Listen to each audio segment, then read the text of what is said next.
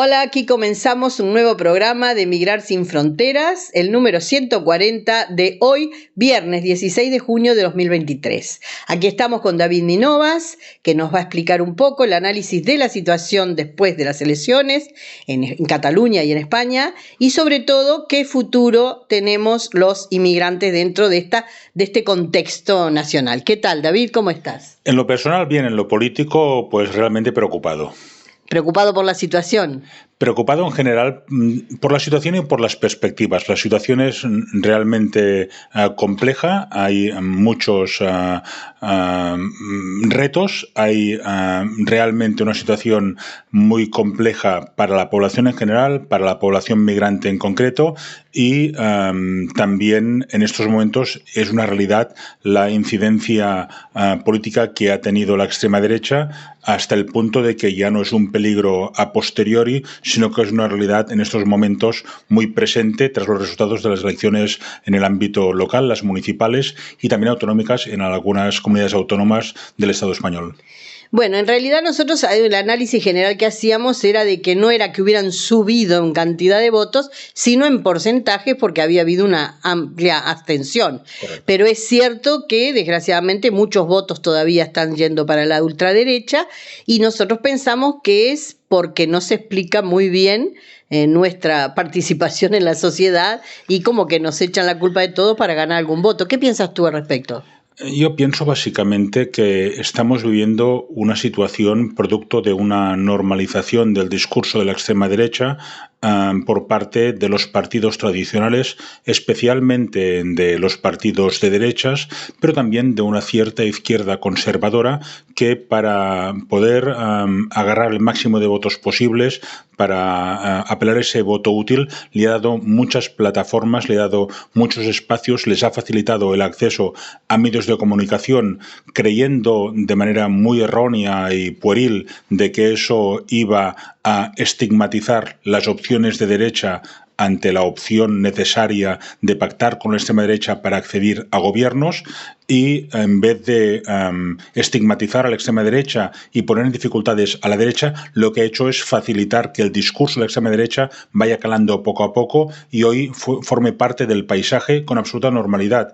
Hoy mismo, viernes, tenemos la noticia de que en el País Valencià pues ya ha habido un pacto, una cosa que hasta ahora era un anatema, que habían conseguido minimizar en otras comunidades autónomas, y ese pacto facilita la entrada de la extrema derecha.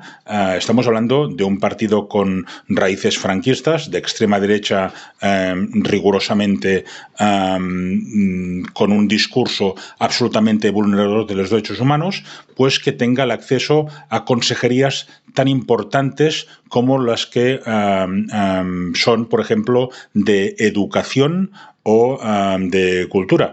La educación es fundamental, eso lo sabe pues todo el mundo, para formar en valores y para, digamos que, construir los marcos referenciales de las futuras generaciones. Si la extrema derecha es capaz de tener plataformas institucionales para ir desarrollando su propuesta política, una propuesta llena de mentiras, llena de ideas preconcebidas que son básicamente rumores convertidos en dogmas de fe que están negando verdades empíricas, están negando situaciones absolutamente, digamos, consolidadas a través de una ideología que, como he dicho antes, vulnera los derechos humanos, lo que está haciendo es facilitar romper los consensos básicos de la sociedad.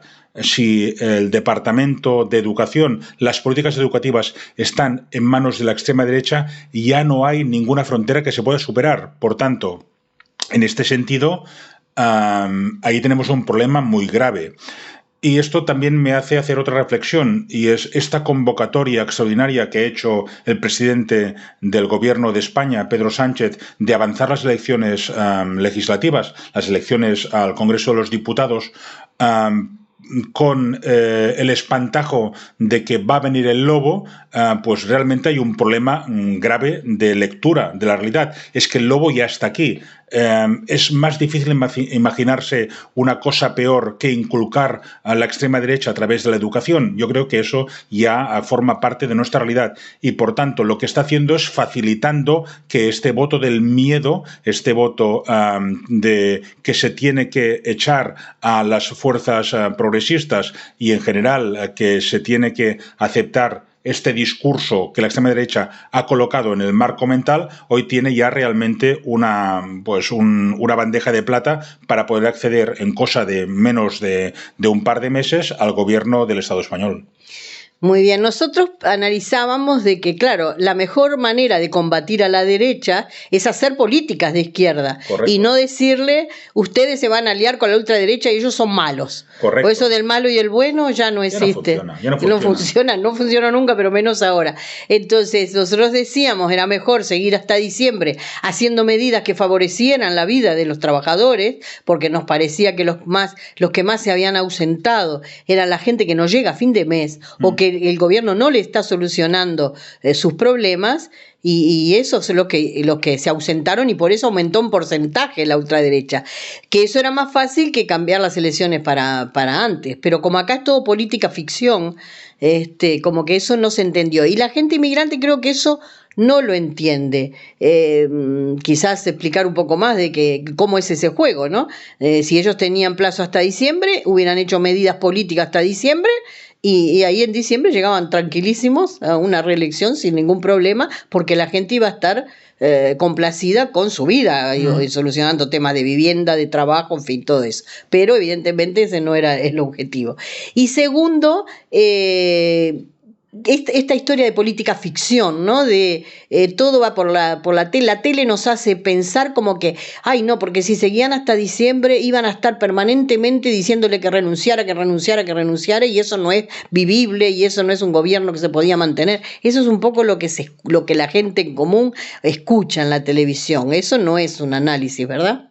No, y el problema está en que esta izquierda conservadora, que desde mi modo de ver ha protagonizado la política del PSOE, lo que ha hecho es comprarle el marco referencial, el marco mental a la derecha, y en vez de afrontar algunos de los desafíos que tenía el Estado español y especialmente el pueblo español ante situaciones que les están empeorando su día a día, por ejemplo, la inflación, la crecida de precios de los bienes de consumo, en vez de afrontar esta situación con medidas realmente transformadoras que vayan a la raíz del problema, se ha quedado en algunas medidas que son, digamos, que aparentemente pueden beneficiar a algunas personas en franjas muy concretas, pero que solo son una solución que no responde a esas necesidades, sino que palía algunas de las situaciones más duras. Si ante la falta de acceso a la vivienda por parte de mucha gente joven, ante el problema de muchas personas que con sus pensiones no llegan a final de mes, la propuesta electoral en las pasadas elecciones municipales es facilitar que las personas mayores jubiladas puedan ir al cine una vez a la semana con precios de 2 euros, no se está dando respuesta realmente a las necesidades de las personas mayores. Si la propuesta que se da a la gente joven es una reforma laboral que no deroga la reforma que hizo en su momento el Partido Popular, y por tanto se mantiene la facilidad para el despido, básicamente porque despedir hoy es muy barato y se mantiene una situación de acceso al mercado laboral muy precario, con puestos de trabajo que realmente no favorecen que la gente joven se pueda emancipar, no se está dando respuesta a necesidades reales de estas personas. Si estas personas no ven diferencias radicales entre la receta de la derecha y la receta de la izquierda, no tendrán ningún incentivo para ir a votar. Si además esta izquierda conservadora compra estos marcos mentales y, por ejemplo, en reformas profundas como es la ley del sí es sí o otras, acaba pactando con la derecha algunas de los aspectos legislativos y le compra su marco mental. Por ejemplo, si ante la situación derivada de la guerra de Ucrania, en vez de invertir recursos en políticas sociales, invierte en la fabricación de armas y, por tanto, le saca dinero de la hucha de los presupuestos públicos que pueden ir a educación, a servicios sociales, a sanidad, se van a, pues por ejemplo, a la construcción y venta de armas a países que las utilizan en guerras injustas, la gente no entiende exactamente de qué sirve su voto. Y al final facilitan que el espacio que no está ocupando la izquierda con políticas concretas que dan respuesta a sus necesidades, lo empiezan a ocupar otras propuestas políticas que dan respuestas fáciles a problemas complejos. La extrema derecha es muy buena, es muy eficaz. ¿Qué hace la extrema derecha? Señalar al que acaba de llegar, las personas migrantes, como las culpables y responsables de su situación de precariedad. Esto, al final, pues tiene una incidencia sobre estas personas que, objetivamente, podrían votar a la izquierda, que acaban comprando estos marcos mentales y acaban creyendo que efectivamente si hay un culpable al que se le impide el acceso pues a la salud, a la enseñanza, incluso a llegar, esto va a facilitar su situación personal. Eso es falso y esto, pues tenemos muchos ejemplos de esta falsedad. Pero para poder demostrar que las políticas que propone la extrema derecha son falsas, las recetas son falsas, tú tienes que entrar realmente a dar soluciones a problemas concretos. Y el resultado de no dar soluciones a problemas concretos es la desmovilización. Como tú comentabas antes, no ha habido un incremento de los votos de la derecha o de la extrema derecha. Ha habido una desmovilización de los votos de la izquierda en un sentido amplio en todo el Estado español y también en Cataluña. Entonces, con una menor movilización no puedes afrontar estos retos. Y estos retos son globales. Estamos en una situación donde la extrema derecha está disputando la hegemonía cultural, está disputando la discusión pública, los temas de discusión, hasta el punto que la derecha ha dimitido de poner sus temas encima de la mesa y está discutiendo los temas que ha puesto la derecha encima de la mesa. Ahora, las últimas elecciones municipales, por ejemplo, aquí en Cataluña, se habló de 3 temas durante la campaña, los cuales no tenían nada que ver con las preocupaciones de las personas que tenían que votar a su alcalde o su alcaldesa. Por ejemplo, unas supuestas ocupaciones de pisos, que estamos hablando de ocupaciones de pisos que no son de personas que están pagando su alquiler o que son propietarias con el esfuerzo de toda la vida, sino que son de grandes tenedores, que son básicamente fondos de inversión que compraron a precio de saldo algunos pisos durante la pasada crisis inmobiliaria y que hay gente joven que los ha ocupado, pero esto es la minoría. Esto no es un tema central que ocupe las personas en su día a día. Si los medios de comunicación se dedican básicamente a hablar de estos temas durante los primeros días de campaña, si después en medio de la campaña se habla, por ejemplo, de los pactos de la izquierda conservadora del PSOE con, por ejemplo, EH Bildu, que es un partido de izquierda vasca, hablando de una cosa que ya no existe, como es la lucha armada, el terrorismo de ETA, y si se acaba la campaña electoral hablando de compra de votos, que hay pues casos que se hablan mucho en los últimos días de campaña y después desaparecen de los medios de comunicación, como es, por ejemplo, compra de votos en Ceuta y en Melilla, donde también hay población migrada procedente de Marruecos. Si estos son los temas de campaña y no se habla de los problemas de las personas, aquellas personas que necesitan que hablen de sus problemas, no ven en la izquierda hablando de sus problemas, no tienen ningún incentivo para ir a votar. Y en cambio, aquellas personas que votan movidas por el miedo o por estos temas que son induidos mediáticamente, están muy movilizadas para ir a votar. Se habla de los problemas de las personas que se pueden resolver en el ámbito municipal? No. Se ha hablado de otros temas que no tienen nada que ver y esto ha generado mucho ruido en los medios de comunicación. La estrategia de la extrema derecha es meter ruido en los medios de comunicación, es generar miedo, es generar situaciones de mucha controversia que al final acaban comiéndole la moral a buena parte de las personas que tienen muchas veces motivaciones éticas, motivaciones políticas, pero en ningún caso se sienten llamados a votar por una falsa polarización. Y esa polarización permanente de la política no está motivando a la gente joven ni a la gente pues que ha visto cómo sus intereses no se están comentando en campaña y su nivel de vida, su situación personal está empeorando, se pregunten ¿para qué tengo que ir a votar? Esta es la gran victoria de la derecha y la extrema derecha, desmovilizar el voto de la izquierda.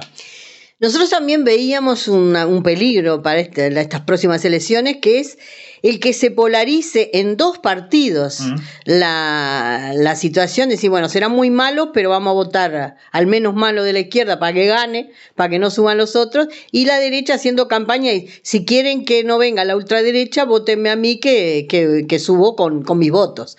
Y eso lleva al bipartidismo famoso que siempre hubo en España y que es perjudicial porque si uno tiene la mayoría absoluta, hace lo que quiere en un gobierno. Nosotros vimos en estas últimas legislaturas que acá no se sabía negociar, porque siempre habían gobernado uno u otro por mayoría absoluta. Entonces el negociar es importante en la política y es importante también para que le dé fuerza a las opciones más pequeñas o que están en algunas comunidades y no en todo el país, para que puedan defender sus intereses. Entonces, romper eso de decir, no, aquí no hay voto útil.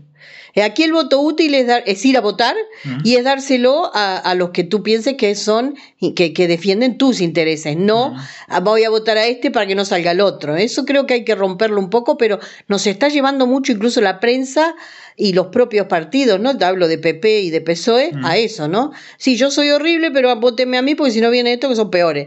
O los otros sí, vótenme a mí porque si no yo te voy a tener, me van a alcanzar los votos, voy a tener que aliarme con la ultraderecha que nadie la quiere. Entonces, ahí es donde creo que tenemos que romper ese eje, ¿no? ¿Cómo deberíamos hacer? ¿Cómo lo ves?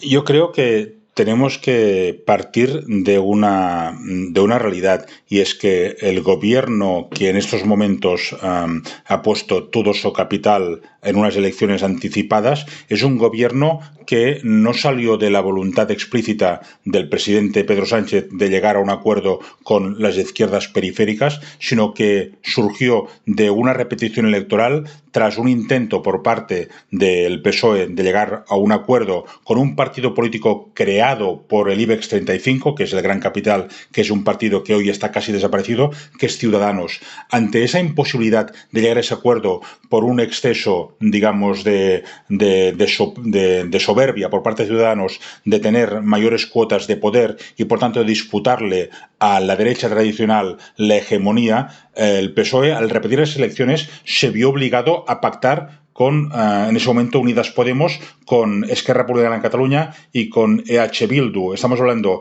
de la izquierda del PSOE, que es una alianza del 15M, del Movimiento de los Indignados, de una nueva izquierda, el independentismo catalán, el independentismo vasco.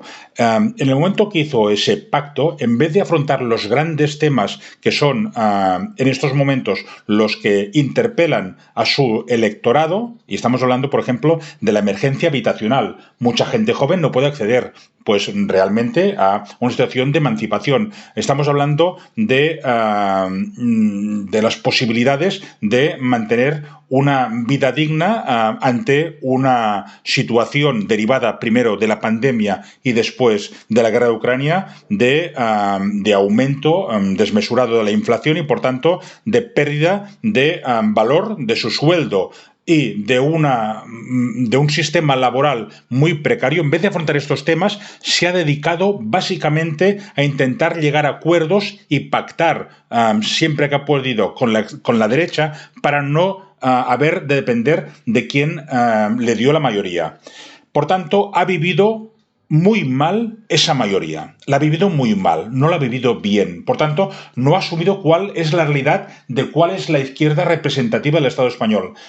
Ante esta situación, en vez de afrontar los grandes temas, por ejemplo, en Cataluña, el derecho a autodeterminación, que la que provocó la situación del 1 de octubre y, por tanto, profundizar en la democracia, lo que se ha dedicado básicamente ha sido intentar doblegar esas izquierdas con el chantaje emocional permanente de que si no gobierno yo, va a gobernar la derecha y la extrema derecha. Y en el primer momento que ha podido testar cuál era su apoyo en estas elecciones municipales, lo que ha pasado es que ha recibido un castigo terrible. Ante este castigo terrible, creer que convocar unas elecciones anticipadas con el espantajo de la extrema derecha es equivocarse. ¿Por qué? Porque no genera ninguna fiabilidad. No genera ninguna fiabilidad y, por tanto, cuando Pedro Sánchez dice cuidado que viene el lobo, sin aceptar que el lobo ya está influyendo en políticas concretas, ya está pactando gobiernos, ya está en los medios de comunicación, ya se está atacando a las personas migrantes, y no afrontar, por ejemplo, temas centrales como la regularización de más de 1 millón de personas en todo el Estado, que son personas que están trabajando y están en una situación irregular administrativamente, lo que está haciendo es debilitar a la propia izquierda. Si tú debilitas a la propia izquierda y además acaba excediendo al chantaje de los marcos mentales de la derecha que genera anatemas en contra de la izquierda vasca, de la izquierda catalana, de Unidas Podemos, la guerra sin cuartel que ha habido contra Unidas Podemos y que el PSOE no ha sido capaz de confrontar, sino que a la vez lo ha alimentado, te estás quedando sin aliados. Si te quedas sin aliados y convocas unas elecciones en una carrera hacia un precipicio y apelas al voto útil, te pueden pasar dos cosas. Una, que tengas capacidad de arrastrar el máximo de voto útil, pero que descapitalices estas izquierdas que te han permitido estar en el gobierno y no tengas suficientes aliados posibles para afrontar una nueva legislatura. Y por otra parte, si tú, en vez de comprar el marco mental de la derecha y, por tanto, hablar del peligro de la derecha y de la extrema derecha, por tanto, darle una pátina de posibilidad real de gobierno, les estás ofreciendo realmente todo el protagonismo en la campaña. No estás hablando de los temas que interpelan a tu electorado. Si tú no interpelas a tu electorado en campaña y solo le ofreces el miedo, hoy en día la extrema derecha ya no asusta a nadie. ¿Por qué? Porque gobierna en Italia, porque ha gobernado en Estados Unidos, porque ha gobernado en Brasil, porque está gobernando en muchos países de Europa y no pasa nada. No pasa nada, por tanto, si gobierna en Italia y no pasa nada, si ha estado a punto de gobernar en Francia y no pasa nada, ¿cuál es el problema? Pues ahí el problema central es que no es creíble este grito de que viene el lobo como un mecanismo para conseguir confrontar esa mayoría con una nueva mayoría. Tenemos que cambiar, y el PSOE es el primero, pero todos tenemos que cambiar cuáles son los temas de debate. El tema de debate no puede ser ya la extrema derecha, tiene que ser otro. ¿Cómo dar respuesta a esta situación que está haciendo que muchas personas no tengan ninguna voluntad de ir a votar y, por tanto, se tiene que dar valor a su voto? Si no se da valor al voto de la persona que tiene que ir a votar y al final se le mete la pistola en el pecho y le dices, si no vas a votar, la cosa va a ir peor, esto ya no funciona. Es un mal sistema y es la mejor receta al desastre. Muy bien. Y, por ejemplo, nosotros que hablamos para la inmigración, el Consejo para la Inmigración, bueno, nosotros siempre decimos que hay que unirse y luchar, pero ¿cuál sería un poco el consejo en esta circunstancia para el grueso de la inmigración? Yo creo que la inmigración lo que tiene que hacer es seguir con su propuesta de poner encima de la mesa del debate público los derechos y las libertades. Y por tanto, estamos en una situación muy, muy complicada. Hace menos de una semana se dio a conocer, creo que fue pues a finales de la semana pasada, este pacto del Consejo de Europa de migración Migración y Asilo, que es un pacto europeo que es una vulneración de derechos directísima, donde el acceso al asilo, al refugio, hoy se puede comprar. Hay algunos países que van a poder comprar, no tener que asumir personas que tendríamos que aceptar como refugiados si están siendo perseguidos políticamente. Desde el momento que se monetariza y se compra los derechos humanos, hay una vulneración de derechos para toda la población y, por tanto, lo que tiene que hacer es reivindicar, desde mi punto de vista, su valor añadido. El valor añadido de la inmigración en el Estado español y en Cataluña es altísimo. Muchísimas personas que viven, que trabajan y tienen que defender sus derechos civiles y políticos y, por tanto, en ningún caso pueden ser tomados como moneda de cambio. Tienen que reivindicar que forman parte de esta sociedad. Explicar un poquito más eso del acuerdo. Pues ¿Más concreto? Básicamente en el espacio europeo había una gran indecisión de cómo dar respuesta a la situación de muchas personas que intentan acceder a la Unión Europea para ser refugiados, es decir, para conseguir el asilo político porque están viniendo de países donde se persiguen los derechos humanos. Esta situación ha sido muy controvertida durante muchos años porque había países de la Unión Europea que se negaban a aceptar a estas personas refugiadas. Es una de las victorias de la extrema derecha, generar un problema en torno a la acogida y al refugio, que es, de hecho, una de las grandes victorias de Europa tras la Segunda Guerra Mundial, que es el derecho al refugio. Se ha problematizado la migración, cuando, de hecho, todos los indicios de las grandes compañías internacionales que hacen valoraciones económicas o de los organismos multilaterales dicen que Europa necesita migración porque es un continente que se está envejeciendo a marchas forzadas y no hay mano de obra y no hay capacidad productiva. Entonces, si hay objetivamente una necesidad de migración, comprar el marco mental de la extrema derecha es ir en contra de los propios intereses. Pero ese problema que tiene Europa, al haber comprado esta receta, esta idea que ha ido haciendo calar la extrema derecha, ha provocado una situación donde algunos países han puesto encima de la mesa la posibilidad de pagar a cambio de no aceptar migrantes. Y como que en el ámbito europeo las grandes decisiones se toman por consenso, en buena parte de los países gobernados por fuerzas democráticas han tenido que ceder ante ese chantaje permanente de estos otros países gobernados por la derecha o la extrema derecha y han acabado aceptando esta situación de vulneración de derechos humanos. Esta situación se ha normalizado tanto en el ámbito europeo que hoy tampoco no forma parte de este espantajo. Por tanto, desde mi punto de vista, lo que tiene que hacer esta población migrante es poner en valor sus aportaciones y defender sus derechos y libertades en todos los espacios donde tenga influencia. Y, por tanto, tiene que incidir políticamente, defendiendo los derechos civiles y políticos. Hoy una gran anomalía que se ha podido ver en estas últimas elecciones municipales, por ejemplo, es que hay un porcentaje altísimo de personas que viven y trabajan por ejemplo, en Cataluña, en todo el Estado español, que no han podido votar a su alcalde, al alcalde del municipio donde viven. Poner encima de la mesa los derechos civiles y políticos forma parte, desde mi punto de vista también, de los retos de las personas migrantes. No solo están aquí para trabajar y obedecer, también están para reivindicar sus derechos porque forman parte de esta sociedad. Si no lo hacen, creo que se van a equivocar. ¿Por qué? Porque va a salir gratis continuando acusándoles de todos los problemas, porque ellos, al no votar y al no incidir políticamente, acabar señalándoles sale gratis políticamente y tiene que tener costos políticos señalar a las personas migrantes. La única manera que tenga costos políticos es que los migrantes también se organicen políticamente. Muy bien, bueno, y el último consejo a nuestra audiencia, ¿cuál sería en concreto?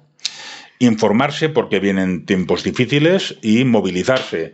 Nunca ha sido fácil la democracia. La democracia no es un sistema que aparece por generación espontánea o como un regalo de las instituciones internacionales o de las, digamos, del pasado que haya llegado de manera natural. Es fruto de la lucha, es fruto de la movilización y, por tanto, esta situación que estamos viviendo de regresión, de contrarreforma permanente y de vulneración de derechos, la única manera que se puede afrontar es luchando, movilizándose, organizándose, porque no tenemos nada no tenemos que dar nada por hecho. Vivimos en una situación compleja económicamente, pero también mediáticamente con memoria de pez. Y, por tanto, la concienciación, la toma de conciencia y, sobre todo, la organización es básica y es fundamental, porque ante la derecha y la extrema derecha no hay una solución fácil solo votando el día 23 de julio, sino que tiene que ir acompañado de movilización política, social y sindical también. Muy bien, bueno, muchísimas gracias. Nosotros le decimos a nuestra teleaudiencia que estamos organizándonos, que estamos trabajando, que como dice David, no es solo el voto, sino la organización y estar permanentemente informados y tratando de que por fin se lleve adelante este Frente Amplio Migrante que queremos que despegue de una vez por todas en todo el Estado para autodefensa, porque nosotros nos tenemos que autodefender, dado que nadie saca la cara por nosotros, si no la sacamos nosotros mismos estamos liquidados, así que los llamamos a unirse a este gran movimiento de todo el Estado. Bueno, muchas gracias David por estar siempre con nosotros y seguimos con más Migrar Sin Fronteras. Muchas gracias, Ana, muchas gracias, Abril, muchas gracias a todas las personas que nos han visto en Migrar Sin Fronteras de América Latina y de todo el mundo. Gracias.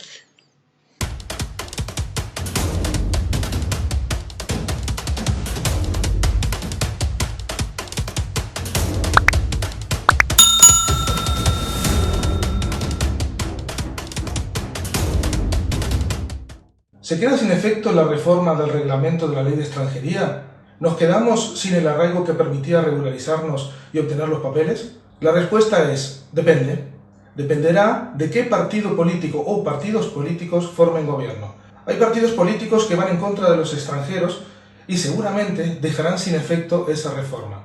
El 23 de julio es importantísimo que las personas que puedan votar, que serán solamente los nacionales o nacionalizados en España, voten pensando que no hay extranjero ilegal, sino personas en situación administrativa irregular. Y que con la reforma que se había hecho, esto podía ser beneficioso para el país, ya que estas personas pasarían a cotizar a la Seguridad Social y aportar entonces impuestos como todos nosotros. AG Asesoría de Empresas. Prestamos servicios de asesoramiento integral legal a las empresas y empresarios. Gestoría. Asesoramiento de empresas y empresarios particulares. Extranjería. Laboral. Contabilidad. Fiscal. Asesoramiento jurídico.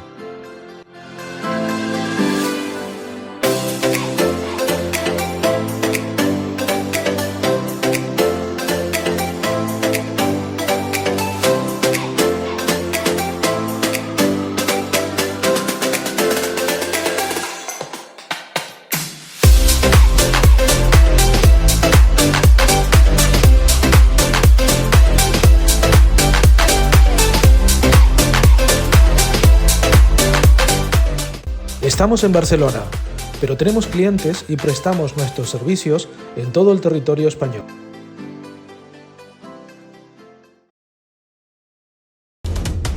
Si te gusta nuestro contenido, suscríbete a nuestro canal de YouTube y síguenos en las redes.